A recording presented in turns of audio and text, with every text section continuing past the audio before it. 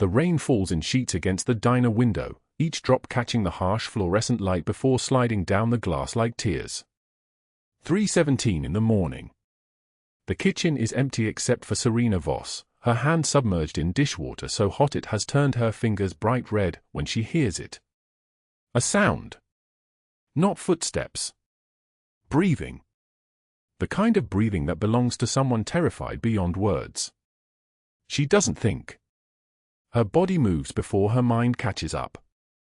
The back door swings open and there he is. A boy, 7 years old, maybe 8, with brown eyes that have seen things no child should see. His Iron Man t-shirt clings to his thin frame, soaked through with rain. His wrists are purple with bruises shaped like fingers, the skin broken and raw where he fought against hands that held him down. And across both of his small palms, dark red blood catches the light. "Please," he whispers. "Please don't let them find me." Serena pulls the yellow dish gloves from her hands and drops to her knees. She doesn't ask questions. Not yet. She pulls the boy against her chest, and he collapses into her like she is solid ground and he has been falling for 1,000 years. Through the diner window, headlights sweep the parking lot. A black Escalade, massive and predatory, slows as it passes. The engine idles. Serena doesn't breathe. The boy doesn't breathe. The rain hammers against the glass like fists demanding entry. Then the Escalade accelerates and disappears into the darkness. She carries Lucas. He tells her his name is Lucas, his voice barely audible, like it has been worn thin from screaming, behind the counter. The checkered linoleum is cold against her knees. It smells of grease and old coffee and 17 years of night shifts. She reaches for a damp towel and gently takes his hands. The blood isn't his. She knows blood. She has cleaned enough cuts in her own life to recognize the difference between a child's blood and the blood of someone else. "What happened?" she whispers. "They took me from school. 2 weeks ago. They said my father would pay for me." His words come in broken fragments, each one costing him something. "But he never came. And then tonight they said they would hurt me if I didn't stop crying about him. So I stopped. But then I heard them talking. They said my father was dead. They said nobody was coming. They said I was going to disappear." She wraps the towel around his hands and holds him. In the silence, she can hear the rain, the occasional car passing on the distant street, and Lucas's breathing slowly steadying against her chest. She has $17 in her apron pocket. 17. It is all that stands between her and absolute nothing. She counts those dollars every morning when she wakes in her Honda Civic parked behind the shuttered laundromat on 42nd Street. $17, and she has 5 days before the electric bill is due on the apartment she no longer lives in, the apartment that will be seized by the bank that holds a foreclosure notice dated October 15th. $17 to save a child. She doesn't hesitate. "You're safe now," she tells him, and she believes it with the kind of faith that only the desperate possess. "My name is Serena. You're going to stay with me, and nobody is going to hurt you again." But what Lucas does not know is that 5 minutes after he disappeared from the black Escalade, a call was made. Not to the police. Not to the authorities. To a man who built an entire empire on the foundation of a single moment, the moment he was 17 years old and watched his father murdered by a rival's assassins in broad daylight on a Seattle street. Alejandro Moretti doesn't cry. He hasn't cried since that day. But when Rocco's voice comes through his phone at 3:23 in the morning, quiet and careful like he is carrying something that might shatter, Alejandro's hand tightens around his phone so hard the glass cracks beneath his palm. "We found him," Rocco says. "The boy. He was spotted near Pete's all-night diner on Pine Street. A girl took him inside.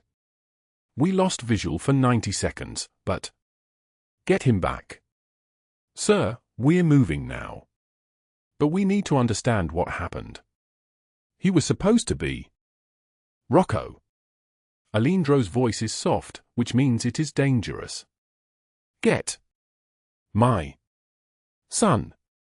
Across Seattle, 12 miles from the diner where Serena holds a shaking child and whispers promises she doesn't know how she will keep, Alejandro Moretti stands at the floor-to-ceiling windows of his penthouse on the 42nd floor. The city sprawls beneath him like something he owns, because in many ways, he does. Every street, every building, every transaction that happens in darkness, he knows. He controls.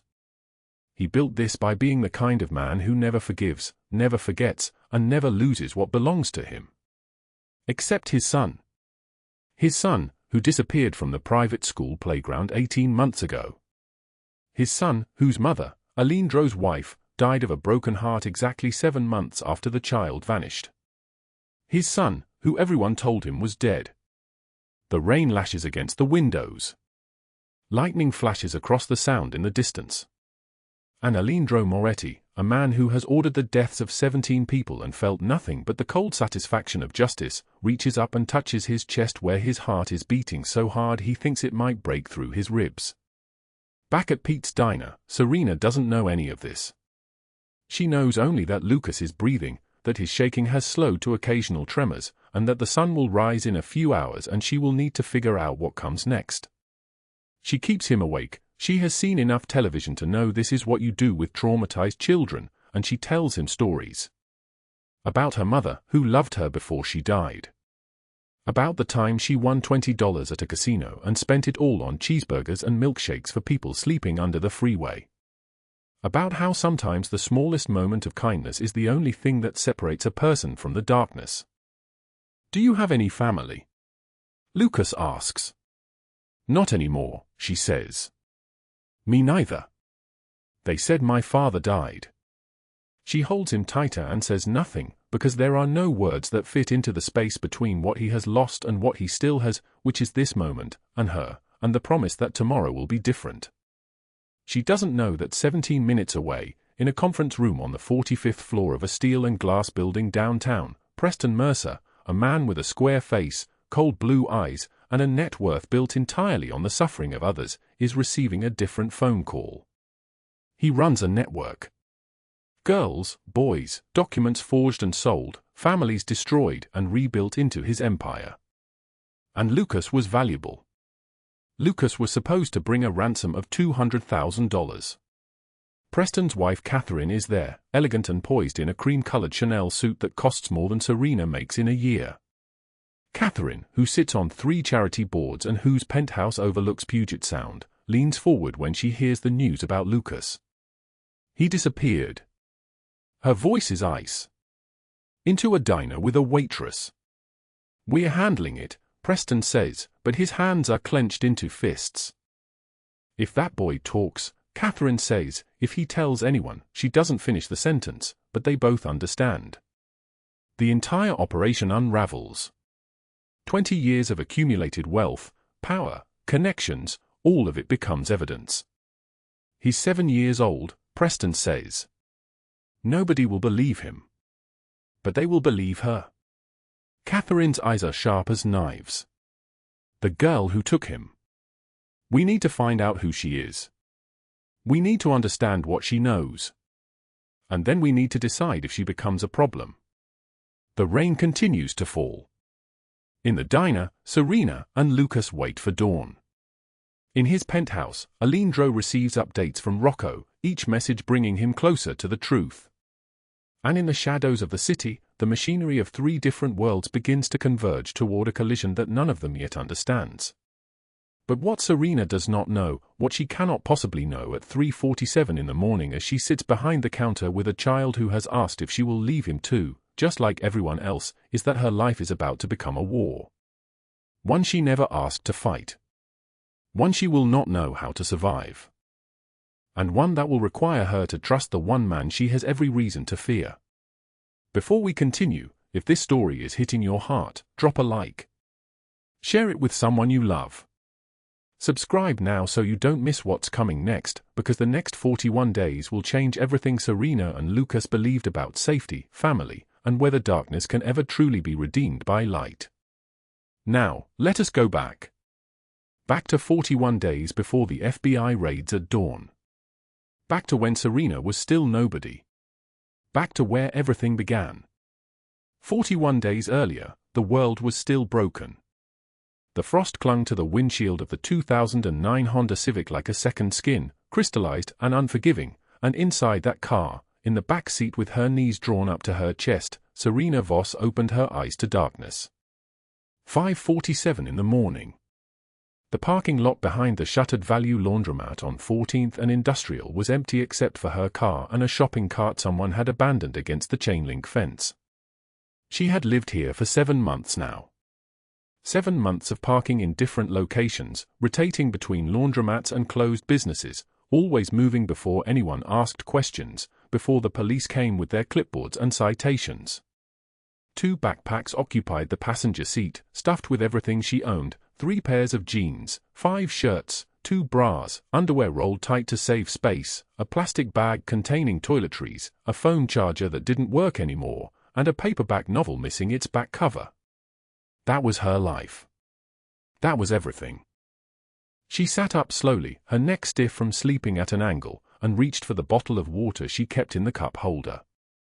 The gas station bathroom was 3 blocks away. She had learned the route in the dark, the turns that didn't require streetlights, the stores that didn't have cameras pointed at their back entrances. The water was cold against her skin when she splashed her face, standing in the bathroom stall of the Chevron station on Pine Street, using paper towels to dry off before the attendant could see her. He was a different one than usual, younger, maybe 30, with kind eyes that made it worse somehow. She changed her shirt in the stall, pulling the clean one over her head, and when she looked in the mirror above the sink, she barely recognized herself. 28 years old but looking decades older. Her brown hair was pulled back in a braid, still damp. Her eyes were hollow, ringed with shadows that no amount of sleep could erase. The t-shirt she pulled on was navy blue, faded from 100 washings. She kept it pristine for work. That was the rule she had made for herself. At work, she would look normal. Normal meant employed. Normal meant you belonged somewhere. Normal meant the manager wouldn't ask questions. The toothbrush came from her backpack. She brushed her teeth at the sink, watching the attendant watch her in the mirror with an expression she had learned to recognize. Pity. She hated pity more than she hated anything else, because pity meant someone had seen the truth, and the truth was that she was exactly what she looked like, a woman with nowhere to go. She left the bathroom and walked to the diner without making eye contact.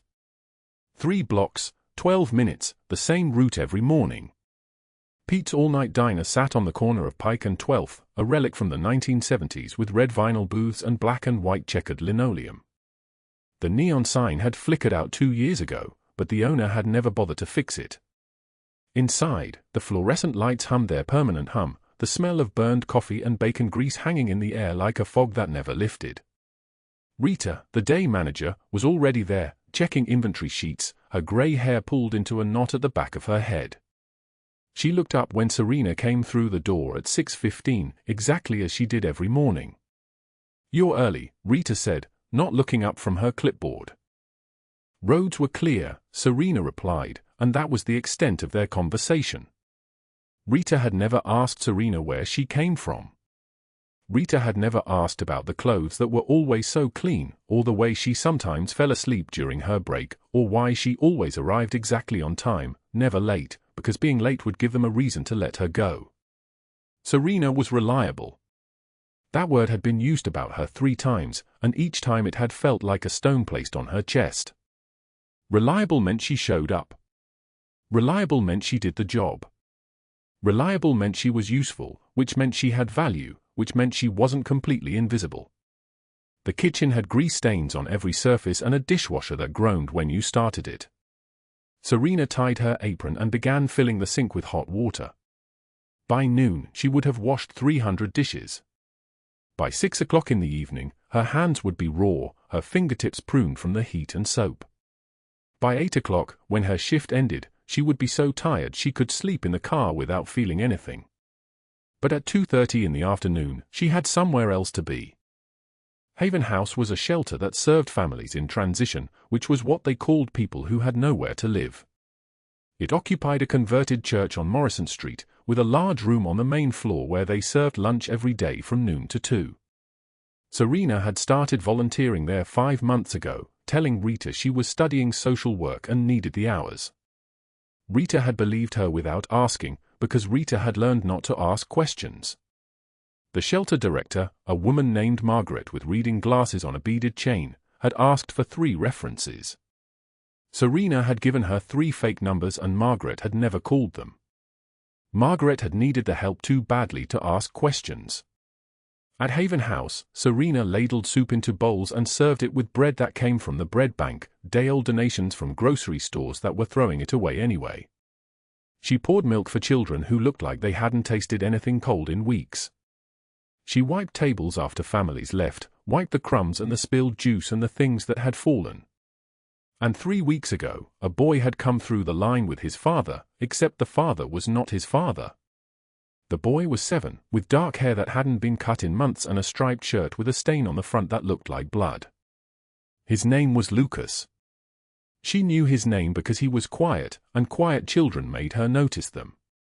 The man with him had ordered 2 bowls of soup, but he didn't eat. He watched Lucas with eyes that were cold and assessing, the way a person looks at an object they are thinking about purchasing. Serena had ladled the soup, and Lucas had looked up at her, and in his eyes she had seen something that made her freeze for a moment. She had seen terror that went bone deep. The man had taken the bowls and sat Lucas in a chair where he could watch him from another table. Serena had continued serving, but her awareness of Lucas had become a second heartbeat. The next day he came back, and the next. Always with the same man, always in the same striped shirt, always with that look in his eyes that said he was learning the rhythms of the place, learning which volunteers came on which days, learning the layout of the rooms and the exits. Serena had started positioning herself where she could see him. On the 4th day, she noticed the bruises on his wrists. They were faint, already fading from dark purple to yellow-green, but they were there, circular marks that looked like fingerprints. Like someone had grabbed him hard enough to leave a mark that would take 2 weeks to disappear. That was when she had started walking him to the bathroom. "Come on," she had said on that 4th day, moving quickly, naturally, like it was part of her routine. "Let's get you washed up." She had stood outside the bathroom stall, a small woman in a shelter-issued apron, blocking the view, and when he came out she had walked him back slowly, taking the long way past Margaret's office. The man had been watching. Serena had felt his eyes on her neck like a hand. She had not looked at him. She had learned a long time ago not to make eye contact with men whose eyes felt like threats. After her shift at Haven House, she would go back to the diner for the evening rush. She would work from 5 to 9, washing dishes until her hands ached, and then she would collect her pay. $12.50 an hour, 6 days a week.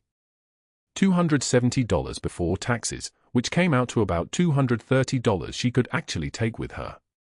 Divided across 7 days, that was $33 a day. Food cost about $15 of that. Gas to drive between locations, get to work, drive to the shelter, another $5. That left $13 a day for everything else. She had learned to save on Sundays, her only day off. No gas. No extra food. On Sundays, she had $17 in her glove compartment. That was what she had now. $17. In 1s and 5s, crumpled and worn. There was also the foreclosure notice. It was in the glove compartment too, tucked behind the registration. $47,000. Her mother's house, the one she had grown up in, the place she had slept every night until 8 months ago.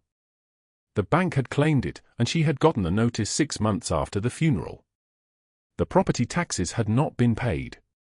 The mortgage payments had not been made because her mother had been sick, because the hospital bills had eaten everything, because there was no money left for anything. Serena had tried to fight it. She had gone to the bank with documents. She had called lawyers. Free lawyers through legal aid. But the document said what the document said. The house was gone. The debt was hers. And there was nothing she could do except move into her car and count $17 in 1s and 5s every morning when she woke up. But she still had the locket. It was gold, small, the size of a walnut, hanging from a thin gold chain that had never broken. Inside was a photograph of her mother at 19, smiling at someone off camera, her face full of hope. Serena kept it in her bra, against her ribs, where it touched her heart. She never took it off. Even when she showered at the shelter, they had a shower facility for long-term residents, and Margaret let her use it once a week. Even then, she kept the locket on, letting the gold warm against her skin. At night in the car, she would sometimes hold it, pressing the cool metal against her palm, and remember the way her mother had smelled like vanilla extract and flour, because she had liked to bake. That had been a different life. That had been when the world made sense. At 8:45 that evening, as Serena was untying her apron at the diner, as Rita was tallying the register and the line cooks were cleaning down the griddle, she heard it. A sound that didn't belong in the normal rhythm of closing. Crying. Not loud crying. Muffled crying, the kind of crying someone was trying to hide. It was coming from the storage room in the back, past the walk-in freezer, in the small closet where they kept the cleaning supplies and the extra napkins and the things nobody needed until suddenly they did need them. Serena's body went still. Her hands froze on the strings of her apron. Rita hadn't heard it. The line cooks hadn't heard it. It was the kind of sound that only someone who had spent 7 months learning to hear danger would pick up on.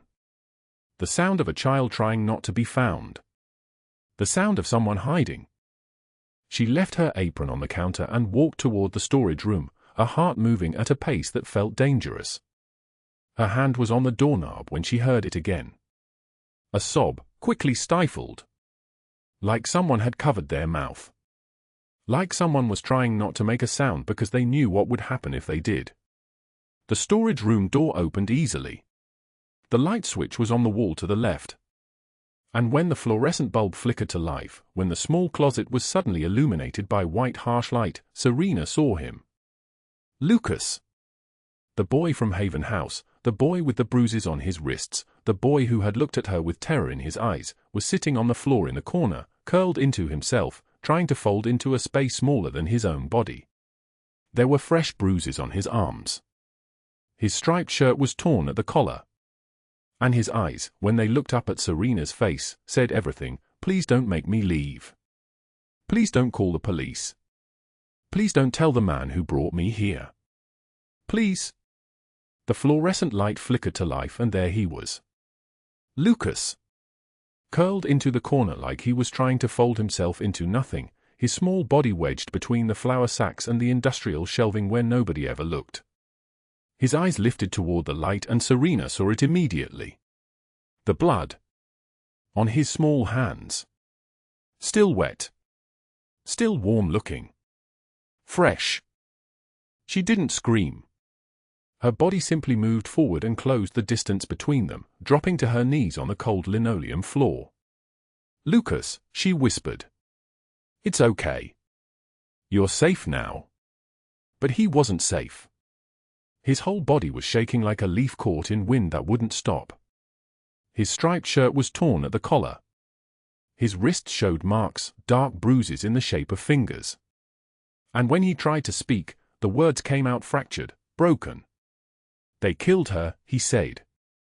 His voice was so small it barely reached her. They killed the nice lady. Serena's hands moved to his face, searching for injury, finding only tears and terror. Who? Who did they kill? The lady from the shelter. Maria. She was nice to me. She said she was going to help me. His breath came in short, panic gasps. She said she was going to call someone. She said I was going to be safe. And then the man with the scar came and he said she was asking too many questions and she needed to stop. Serena pulled him against her chest and felt his whole body convulsing with silent sobs. The blood from his hands transferred to her apron, warm and terrible and real. She closed her eyes and held him tighter, whispering words that weren't true but needed to be said anyway. I've got you. I've got you now. They stayed like that for several minutes while Lucas's breathing gradually slowed from panic to something almost resembling calm. Serena's mind was moving through the options like a woman running through fire. She couldn't keep him here. Rita would find them when she came to close out the register. The other line cooks would ask questions. And if Preston Mercer was looking for Lucas, if he'd already killed a social worker to keep him quiet, then the diner wasn't safe. Nowhere near this diner was safe. She pulled back just enough to look at his face. The man with the scar. Can you tell me about him? Lucas nodded, his small chin trembling. He's tall. Really tall. He has silver hair and he drives a car that costs more money than anything. He has people who work for him. Police people. He said my papa was bad and that my papa wouldn't be coming to get me. Serena's blood went cold. 2 months ago, during a shift change, she'd overheard the line cooks talking about someone named Mercer. Untouchable, they'd said. Connected. The kind of connected that meant the police weren't going to help. The kind of connected that meant you disappeared if you asked the wrong questions. She pulled Lucas's hands into her lap and used the corner of her apron to wipe the blood away, examining his skin underneath for cuts or wounds. His own blood or someone else's? The question hung in the air between them, terrible and demanding an answer. Are you hurt? She asked. He shook his head. It's hers. It's the lady's. Outside, thunder rolled across the Seattle sky like a warning. The kind of sound that carried meaning if you were listening. The storm was coming. The storm was already here. Serena stood, her mind crystallizing into a shape that looked like a decision. She couldn't call the police.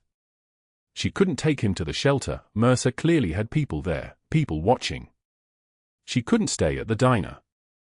The only option that existed was the one that terrified her most. She had to run. Again. With a child this time, which made it exponentially harder and infinitely more important. She grabbed her rain jacket from her locker and wrapped it around Lucas's small shoulders. Come on, baby. We need to go. The diner's back door opened onto the parking lot where her Honda Civic sat like a prayer that had learned to rust. Serena held Lucas's hand and ran, their feet splashing through the first drops of rain that were beginning to fall. The November sky had turned the color of a bruise and the wind was picking up with teeth in it. She was 3 steps from the car when the headlights hit her like a physical thing. A black town car pulled into the parking lot, moving slow and deliberate. Then another. The kind of vehicles that carried weight beyond their metal and engines. The kind of vehicles that changed the air pressure when they arrived. 2 men in charcoal suits stepped out first, their movements synchronized like they'd been trained that way. They positioned themselves on either side of the cars, their hands visible, their eyes scanning the parking lot like they were reading a map written in shadows. Then the third man emerged. He was tall, maybe 6'2", maybe taller, with dark hair swept back from a face that looked like it had been carved from something harder than skin. His coat was charcoal wool, the kind that probably cost more than everything Serena owned, and it fell to his knees with the weight of real money behind it. A gold watch caught the light on his wrist. A scar ran from his left eye to his cheekbone, thin and precise like a surgeon's cut. His eyes found Lucas. For a moment nothing moved. The rain continued its descent. The wind continued its work. But the man and the boy were locked in something that transcended physics. "That's my son," the man said. His voice was deep and solid like an oath, like something that couldn't be broken even by God himself. Serena pulled Lucas behind her, her body immediately becoming a shield. "I don't know who you are," she said, and her voice surprised her with its steadiness, "but this child is terrified and covered in someone else's blood, and you're not getting near him." The man raised his hand slightly, a gesture that was almost gentle. The scar on his face shifted when his expression changed. "My name is Alindro Moretti. 6 weeks ago, my son was taken from his school in broad daylight. I have been looking for him every single day since. Every single day." He held up his phone. The screen showed a photograph of Lucas in a soccer uniform, smiling, whole, a child who hadn't yet learned what terror felt like. Serena's arm stayed locked around Lucas, but doubt cracked into her certainty like light through a wall. "If you're his father," she said, "then why was he hiding in a diner?" Alindro's jaw tightened. His men shifted their weight, but neither moved closer. Because someone wanted to hurt me by taking what I love most. Someone who thought I would break if I lost him. Someone who didn't know that there is no amount of pain that would stop me from tearing this city apart to find my son. Lucas's body trembled against Serena's legs. His small voice came out barely audible. The bad man said you were dead. He said nobody was looking for me. He said I was forgotten. Alejandro dropped to his knees in the rain, eye level with his son, and when he did, Serena saw something shift in the universe. This man, this clearly dangerous man with his expensive coat and his gold watch and his men positioned like chess pieces, had tears streaming down his face. I never stopped looking, Bambino, he said. Never. Not for 1 second. Not for one breath. Lucas broke away from Serena and ran into his father's arms, and Serena watched a man who looked like he was built from darkness hold his son like the child was the only thing keeping him tethered to earth. The rain fell harder. Thunder cracked the sky open. And Serena stood alone in the downpour, watching someone else's family be found, feeling the weight of the dead social worker's blood still staining her hands. Rocco approached slowly, offering an umbrella. Come inside, miss. You're going to catch pneumonia standing in this. Inside Pete's diner at 1:30 in the morning, the fluorescent lights hummed their tired song and the vinyl booth sat empty like they were holding their breath. Serena sat across from Alejandro in a booth that smelled like decades of coffee and grease. Lucas slept between them, wrapped in Alejandro's coat, finally quiet, finally safe, or as close to safe as anywhere could be. Serena told him everything. The blood. The sobbing. Maria's whispered words about calling someone. Preston Mercer's name coming through Lucas's broken sentences like a curse. Alejandro listened without interrupting. When she finished, his expression had gone cold. Not angry. Cold. The kind of cold that came from someone who had already decided what needed to happen and was simply waiting for the world to catch up with his decision. I know that name, he said. Preston Mercer. Human trafficker? Runs an operation across the Pacific Northwest. Untouchable according to police records because he has cops on his payroll and judges in his pocket. Scum. The word came out like something toxic he needed to expel from his mouth. His phone buzzed. He glanced at it, and Serena watched his already dangerous expression become something worse. He whispered something to Rocco, who was standing by the diner window. Rocco's face hardened and he stepped outside. When Alejandro looked back at Serena, she already knew what he was going to say before he said it. Maria Hernandez was found dead in her apartment 3 hours ago. Stabbed. Staged to look like a robbery. He watched Serena process this, watched the color drain from her face. They knew she was helping you. They knew she was asking questions. And they made sure she couldn't ask anymore. Serena's hand started shaking. She put them flat on the table to try to stop the movement, but it didn't work. The tremor ran all the way through her, bone deep. They'll know Lucas was with her, she heard herself say. They'll be looking for him. They'll be looking for me. I need to go. I need to disappear again. No. Alejandro's voice cut through her, spiraling like a blade. You'll come with me. You and Lucas. You'll stay where I can protect you both. Why would you help me? Serena's voice cracked. I'm nobody. Alejandro leaned across the table and held her gaze with an intensity that made her understand, finally, what people meant when they talked about someone having a dangerous presence. You're the woman who stood between my son and the rain when you had every reason to walk away. Every reason to protect yourself first. That makes you someone. That makes you someone worth protecting. Outside, the storm continued its assault on the city, and neither of them knew that at that exact moment, in a penthouse overlooking downtown Seattle, Catherine Mercer was placing a phone call that would put a $100,000 price on Serena's head. 3 days. That was how long Serena had been inside the compound, in rooms that cost more to heat than she used to spend on groceries, and the fear had not loosened its grip on her chest for a single moment. She stood at the window of the study. Lucas was asleep down the hall with a security guard posted outside his door, a detail that made her stomach twist with gratitude and guilt in equal measure. The Seattle skyline glittered beyond the glass, indifferent to the fact that somewhere in that city, people wanted her dead. Alejandro entered without knocking. He moved like that always, the way powerful men move through spaces they own. Dark suit, open collar, the scar running from his left eye to his jaw catching the lamplight. When he looked at her, she understood why his enemies feared him. "You're not sleeping," he said. It was not a question. "I keep thinking about Maria. About how they found her. About how it's my fault Serena's voice fractured. She turned away from the window. Alejandro crossed the room in 4 steps and stopped close enough that she could feel the heat radiating from him, close enough that she could smell the expensive cologne and something underneath it, something like gunpowder and rain. Maria Hernandez made a choice. She knew the risk. She chose to help Lucas anyway. That was not your fault. That was her courage.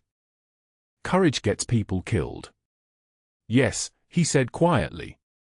"It does. I watched it happen when I was 17 years old." Serena turned to face him. She had not heard him speak about his past, not like this. Not in the dark with the city lights casting shadows across his face.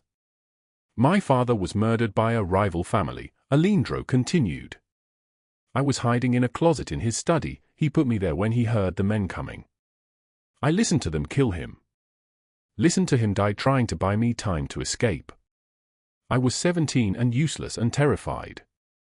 His hand moved to the scar on his face, touching it like a man checking for a pulse. "So I built all of this, the empire, the power, the fear, because I swore I would never be helpless again. I thought protecting people meant being the most dangerous man in the room. That if I had enough guns, enough money, enough men, no one I cared about could be taken from me." He looked at her with an intensity that made her breath catch. "But 3 days ago, I watched you stand between my son and the rain with nothing but your body and your will. No weapons. No empire. No power except the power to refuse to let him suffer alone. That is true strength, Serena. That is the kind of power that cannot be bought or built or threatened into submission." The room was so quiet she could hear the clock on the wall, could hear her own heartbeat. Something was shifting between them, something dangerous and impossible and absolutely real. "Alejandro, I." The explosion came from the east side of the compound. The sound was a physical thing, a concussion that rattled the windows and threw both of them against the wall. Alarms screamed to life. Footsteps thundered through the hallways. Rocco's voice came through Alejandro's radio, rapid and sharp, "Breach at the perimeter. Multiple vehicles. They're coming in hot." "Lucas," Serena said, "already moving. Go. Now. Panic room." "That's an order." Alejandro was already at the door, already becoming something else, the man of vengeance instead of the man who had just revealed his scars. Serena ran. The hallway was chaos. Guards sprinted toward the sound of gunfire. She reached Lucas's room and scooped him from his bed, his small body still heavy with sleep, his arms wrapping around her neck. "What's happening?" "Vivi, what's?" "It's okay. We're going to be safe. Just hold on tight." The panic room was on the 2nd floor, disguised as a bathroom in the master suite. Serena carried Lucas, ran, her lungs burning. Behind her, the sound of gunfire erupted from the ground floor. Automatic weapons. Screaming. The compound was under attack and they were trapped inside it. She reached the master suite. The panic room door was there, hidden behind a full-length mirror. She yanked it open and pulled Lucas inside, sealing the steel door behind her just as she heard boots on the stairs. For a moment, they were safe. The panic room was soundproof, climate-controlled, stocked with supplies. It was a bunker designed for exactly this scenario. Serena sat on the edge of the narrow bed, Lucas curled against her chest, and allowed herself to breathe. Then she heard the footsteps outside the door. Multiple sets. Male voices, sharp and cruel. One voice cut through the others, a voice she recognized from news reports and wanted posters and Alindro's cold recitation of facts. Preston Mercer. Burn it down. Everyone inside. I want her dead before the sun comes up. I want them all dead. Serena's blood turned to ice. She moved silently to the ventilation system, checking the seals. Smoke was already seeping under the door. Not from a fire upstairs, from a fire below. The compound was burning. They had set it deliberately, methodically, knowing that eventually even a panic room would become a tomb. VV. Lucas's voice was small and terrified. I'm scared. She knelt in front of him, her hands gripping his narrow shoulders. I know, baby. I know. But I need you to be so brave for me right now. Can you do that? He nodded, tears streaming down his face. Serena's hand started to shake. She put them flat on her legs to try to stop the movement, but it did not work. The tremor ran all the way through her, bone deep and absolute. The $17 she had counted under that streetlight 3 days ago felt like a prophecy. She had never been meant to have more. Had never been meant to escape. Had never been meant to save anyone because she could not even save herself. The smoke grew thicker. The air grew hot. She thought about her mother, about the last time she had held her hand before the cancer took her, about how her mother had pressed that gold locket into her palm and whispered, "Someone will love you like I do. You have to believe that, Mija. You have to stay alive long enough to find them." She had failed. But then Lucas whispered, "You promised we'd read the dinosaur book tomorrow." One tiny thing. One promise to a child who had already lost everything. Serena stood on legs that felt like they might give way beneath her and moved into action. She grabbed towels from the bathroom and soaked them in water, wrapping Lucas carefully, creating a cocoon of dampened fabric. She used a chair to smash the ventilation grate, kicked it until it came free, and climbed inside with Lucas on her back, crawling through passages that burned her palms, crawling toward air that might exist somewhere above the smoke. They emerged in the garage. Coughing. Ash-covered. Burning. And waiting for them, silhouetted against the flames consuming the mansion above, were 5 of Preston's men with guns drawn. Then the night itself seemed to split open.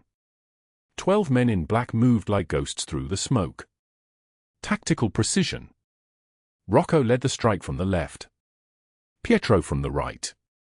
The men waiting in the garage didn't even have time to raise their weapons. They were disarmed, neutralized, dropped to the ground in seconds. The speed of it was almost beautiful. Almost merciful. Preston Mercer tried to run. He made it to his Mercedes parked against the far wall, fumbled for the keys, got the engine started. The car shot forward toward the exit. Alindro stepped directly into its path and did not move. The Mercedes swerved. Alindro grabbed the door handle and ripped the driver's side open, dragging Preston from the seat and throwing him onto the concrete. "You took my son," Alindro said, his voice soft and terrible. "You threatened the woman who saved him. You thought you were untouchable." Preston scrambled backward, gasping, reaching for the gun tucked into his waistband. His fingers found it. He pulled it up with shaking hands. Alindro was faster. The shot took Preston in the shoulder, spinning him around, dropping him to his knees. He collapsed onto the concrete, trembling like a cornered animal, begging in a voice shattered by pain and terror. "Please, please, I'll disappear. You'll never see me again. I swear on my life." "Too quick," Alindro said. "Too easy. Too merciful." The siren started then, wailing through the Seattle night. FBI. Alindro had been feeding them evidence for 2 days, building a case so airtight that there would be no escape, no clever lawyer, no way out. 41 days later, federal agents moved with practiced efficiency through the morning dawn, their radios crackling with coordinated updates. Preston Mercer's warehouse fell first, then his distribution network, then the penthouse where Catherine counted her money and imagined herself untouchable. She was arrested on live television. News cameras caught the exact moment the federal agents entered her penthouse, caught her face transforming from cold aristocrat to something animal and desperate. She screamed about lawyers and rights and the injustice of it all, her voice climbing higher and higher as they read her the charges. Human trafficking. Money laundering. Conspiracy. Her respectable facade shattered like glass hitting concrete. The evidence was overwhelming. Financial records traced every transaction. Communications proved her knowledge and approval. Witness testimony piled up, 17 identified victims, then 20, then 35. Each one with a story. Each one with scars. Preston Mercer was led out of the federal courthouse in handcuffs, his face covered, his future stretching ahead of him as 40 years in federal prison. The news outlets reported it like a victory. By evening, 2 million people had seen the footage. By the end of the week, every major network had run the story. The human trafficking network that had operated across the Pacific Northwest for 15 years collapsed in 72 hours. Catherine's name became synonymous with depravity. Her wealth could not save her. Her connections could not save her. Death would have been too quick for her anyway. Instead, she had a lifetime in prison to understand exactly what she had done, a lifetime to be nobody, just like the people she had destroyed. Justice was not always a blade. Sometimes it was a cage. And in the wreckage of her old penthouse, among the frozen assets and seized documents, investigators found a ledger that revealed the names of 63 people still missing. The search continued. 2 weeks after the federal agents led Catherine Mercer out of her penthouse in handcuffs, Serena Voss stood in a garden that still smelled like rain and jasmine, watching Lucas build a tower from stacked stones while Alindro's German shepherd circled his feet like a protective shadow. The boy's hands no longer trembled. His laughter, actual laughter, the kind that came from somewhere deep and unbroken, echoed across the compound grounds, and Serena felt something shift inside her chest, a weight lifting that she had carried so long she had forgotten it was there. Alindro approached from the house, his footsteps measured on the stone path, his cashmere coat draped over his shoulders like something hewn from darkness itself. 28 days had passed since that night in the rain. 28 days of federal raids and testimony and watching the entire network collapse like a building imploding from the foundation up. Catherine's face had been everywhere on the news, her aristocratic mask cracking into something raw and animal as they read her charges. 63 counts of human trafficking. 40 years in federal prison. By the third day, she was nobody, just another inmate in a cell, her wealth and connections worth nothing against the weight of what she had done. Preston Mercer was already serving his sentence. 40 years stretched ahead of him like a corridor with no exit, no light at the end, just concrete walls and the knowledge that every single victim had testified against him, had spoken his name into the record, had made sure he would never hurt anyone again. The house, Alindro said simply, and Serena turned to face him. His eyes held something she had not seen before, something vulnerable beneath the controlled power. Your mother's house. It cleared escrow this morning. All of it, the liens, the foreclosure notice, everything. It's yours again. Serena's hand moved to the gold locket at her throat, the one piece of her mother that had survived every loss, every displacement, every night sleeping in the Honda Civic. The metal was still warm from her skin. I don't know how to thank you, she said, her voice barely above a whisper. You already did, Alindro replied. You proved something I stopped believing was possible. That family is not always bound by blood. That someone could choose to stay when leaving would be easier, safer, infinitely more sensible. He paused.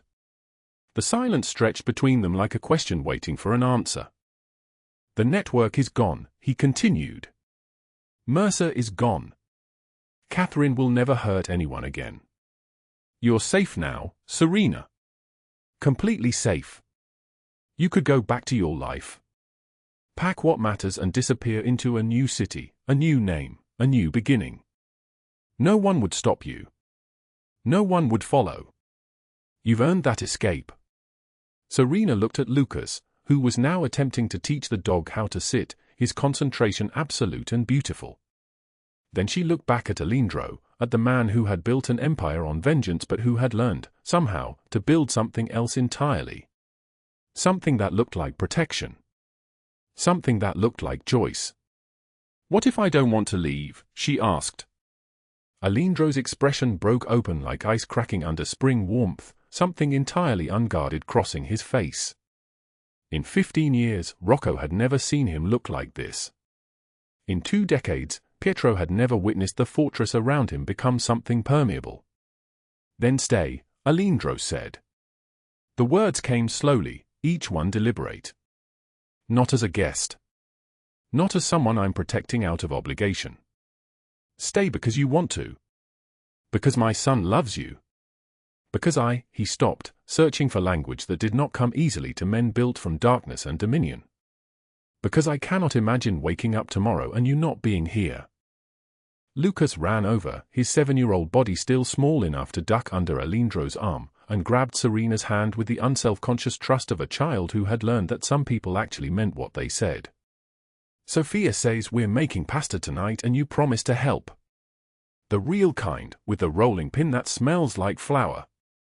Serena laughed, and the sound surprised her with its genuine lightness, with the absence of calculation or fear. She looked at Alejandro's face, at the way he was watching her, at the precise moment he realized that no one had ever chosen him. His father had been murdered when he was 17. His wife had left when Lucas was 2, unable to bear the weight of his world. Everyone he had known took what they needed and disappeared, or they stayed out of obligation, or they stayed out of fear. But Serena, who had every reason to vanish into a new life, had stayed through the fire, through the sound of helicopter blades and tactical radios and the moment when everything collapsed and burned. She had stayed. "I'm staying," she said. "You're sure?" Alejandro asked, and the question carried the weight of someone asking for something he did not believe he deserved. "I'm a man built from darkness. My world is violent and dangerous. You deserve safety, peace, a life unmarked by—" "I've been surviving alone my whole life," Serena interrupted, her voice steady as river stone. "I've been working double shifts and rationing food and sleeping in my car and holding my breath every time someone looked at me. Maybe it's time I learn to live with people who actually choose to stay." She reached up and touched his face, her calloused fingers gentle against his jaw. There was a scar there, running from his cheekbone to his chin, a permanent reminder of a violence she would never fully know. She did not ask about it. Instead, she leaned forward, and Alejandro, who had spent 30 years building walls and moving like a weapon, simply held her, his arms careful and uncertain, as if he feared breaking something irreplaceable. Lucas cheered, a sound like pure joy, and from the kitchen doorway Rocco and Pietro exchanged a look of stunned recognition. "Boss finally found someone as stubborn as he is," Rocco muttered to his brother, and they both smiled, understanding in that instant that everything had changed. The empire would continue. The business would remain. But the cold center of it had become warm, and that warmth had a name, and that name was Serena. 6 months later, her mother's house was no longer her mother's house. It belonged to everyone, which meant it belonged to no one and everyone simultaneously. The walls had been painted a soft cream color. The kitchen had been expanded. Bedrooms had been converted into a common area, a learning space, a place where women and children who had escaped trafficking and homelessness could sit at tables and be treated like human beings instead of ghosts. Serena moved through the space with a clipboard and Sofia at her side, checking on supplies, confirming appointments with social workers, ensuring that the 17 residents currently staying in the shelter had everything they needed. The gold locket hung in a frame on the wall of the main room, protected behind glass. Her mother's legacy transformed. Her mother's love made into something tangible and useful and real. Lucas came in from the garden, dirt under his fingernails, carrying a hand-drawn picture of a dinosaur that looked like it was breathing fire. "For Miss Chen," he announced. "Because she said she likes T-Rexes." He was volunteering on weekends now, helping serve breakfast, reading stories to the younger children, being the evidence that survival was possible, that childhood could continue even after the worst things happened. Alejandro funded the shelter quietly, no name on the building, no plaques or recognition. Just the work, and the work was everything. He had begun the process of legitimizing his businesses, of moving money from the shadows into structures that paid taxes and built bridges and created jobs. It was slow work, complicated work, the kind of transformation that took years. But he was doing it. For Lucas. For Serena. For the understanding that darkness could not drive out darkness, that only light could do that. That evening, Serena sat across from them at the dinner table, watching Lucas spill juice on the tablecloth with the complete lack of concern of a child who knew he would not be punished for accidents. Alejandro reached over with a napkin, and the gesture was so ordinary, so completely unmarked by violence or power, that Serena felt tears gather at the corners of her eyes. This was what she had not known she was fighting for. Not escape. Not survival. This. I used to think survival meant being alone, she said quietly. I thought asking for help was weakness. I thought family was something you lost, not something you found in the rain at 3 in the morning when a scared child needed someone to stand between him and the dark. She touched the locket at her throat, the same motion she had made 10,000 times before. But now it meant something different. Now it was not a reminder of loss. It was a reminder of connection, of a mother's wisdom finally understood. The people who tried to destroy us are gone, she continued. They're locked away. The network they built is ashes. And the boy I found with terror in his eyes now draws pictures of dinosaurs and dreams of being a scientist. He sleeps through the night. He laughs without calculating whether it's safe. Alejandro reached across the table and took her hand, his touch gentle, his grip certain. In the distance, the Seattle evening was turning gray with the promise of rain. My mother used to say that family is not always bound by blood but by those who choose to stay when the storm arrives, Serena said. I understand now. Family is Alejandro, who saw me when I was invisible.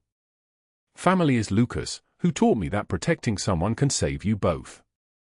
Family is choosing to stay when leaving would be easier. The rain began to fall, soft and steady, the same sound that had marked every turning point in her life. She walked to the window and opened it, letting the air move through the room, cool and alive. Alejandro came to stand beside her, Lucas between them, the three of them watching the garden transform under the water, everything glistening, everything new. If this story moved you, drop a like right now and share it with someone who needs to hear it. Subscribe because tomorrow we're bringing you another story that will change how you see loyalty, love, and second chances.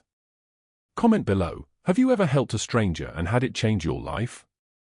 I read every single one. We wish you good health, joyful days, and peace in everything you do. Thank you for staying with us until the very end. See you in the next story.